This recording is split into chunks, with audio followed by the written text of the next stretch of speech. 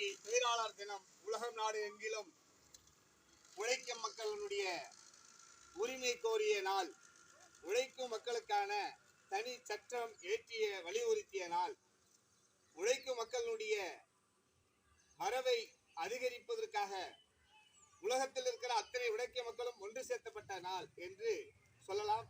அப்பேற்பட்ட இந்த நாளில் அதுக்கு முன்பு உழைக்கின்ற மக்களுக்கு ஒரு என்னன்னு சொன்னீங்கன்னா 8 மணி நேரம் வேலை இன்னைக்கு இருக்கிறது என்று சொன்னால் அது இந்த மே தினம் மையமாக கொண்டுதான் 8 மணி நேரம் வேலை இருக்கிறது. அதுக்கு முன்பாக 14 மணி நேரம், 18 மணி நேரம், 16 மணி நேரம் வேலைகளை ஒரு எண்ணற்ற கணக்கில் இல்லாமல் காலையில் 6 மணிக்கு அல்லது 4 மணிக்கு சென்றார்கள் என்று சொன்னால் இரவு 10-11 மணி வரை அவருடைய உழைப்பு செலுத்தி கொண்டே இருக்கணும்.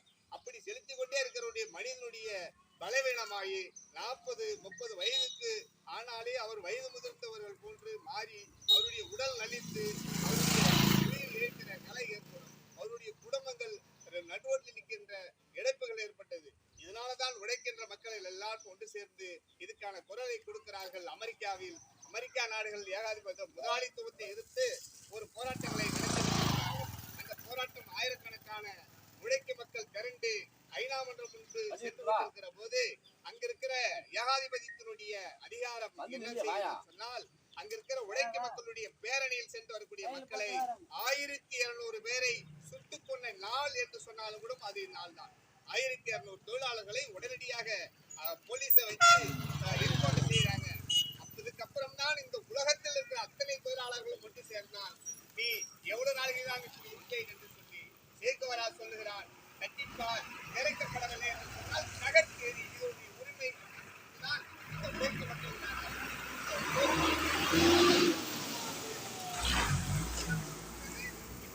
எல்லாமே சர்வசாதாரணமாக கிடைத்தது அல்ல. எல்லாம் ஒருவனுடைய உயிரினுடைய பலியில் கிடைத்தது, ஒருவனுடைய தெம்பினால், ஒருவனுடைய ஒருங்கிணைப்பினால் கிடைத்தது. இது ஓயாமல் ஒழித்திருக்க வேண்டும். இன்னைக்கு இத்தனை பேர் நிக்கிறோம் என்று சொன்னால் இங்க இத்தனை பேர் நிக்கிறதுக்கு இப்ப சராசரியாக ஒரு 2-3 மணி நேரம் எடுத்துக்க வேண்டிய நிலை வந்திருக்கும்.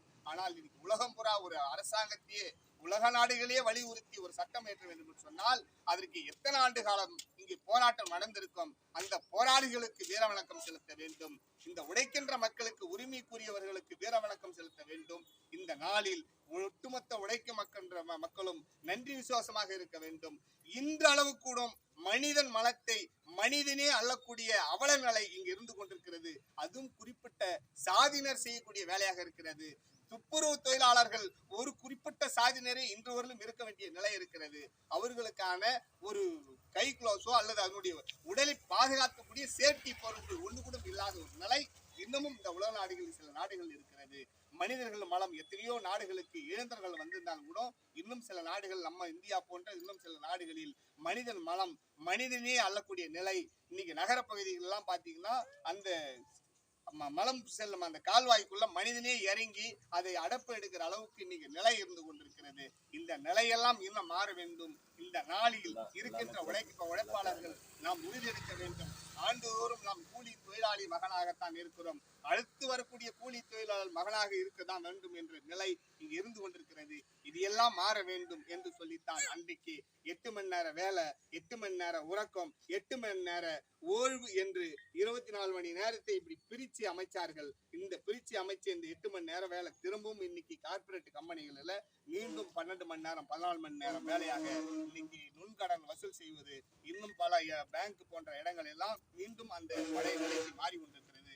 அது உழைக்கும் மக்களுக்கு வந்து சேருவதற்கு முன்பாக மீண்டும் இந்த உழைக்கின்ற மக்கள் ஒன்று சேர்ந்து இந்த மே தினத்தை கொண்டாடுவோம். மே தினத்தை நம் உதாரணமான ஒரு நாளாக எடுத்து தொழிலாளர்கள் ஒன்று சேரும் நாளாகவும் இது கேட்கின்ற உரிமை பெறும் நாளாகவும் இதை முன்னிறுத்துவோம். அந்த தொழிலாளர்களுக்கு வீர வணக்கம்.